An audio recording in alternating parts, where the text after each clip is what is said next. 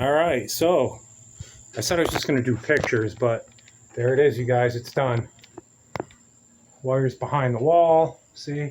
Still up in the rafters, though. Worst comes to worst, and I have to. I just didn't want to drill through the trusses. I just didn't like that. Down through the back of the wall.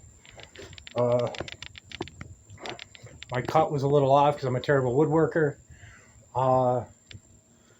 Wood up there, behind the wall there. I'm not going to lie, behind this shelf, it's buried into the pavement with all the weight.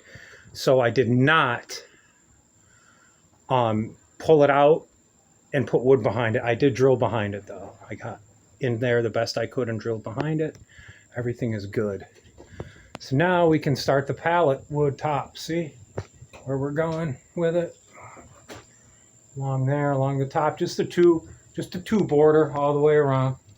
I'll probably have to reconfigure the lights, just take them down and reset them again, but other than that, they're going to be fine.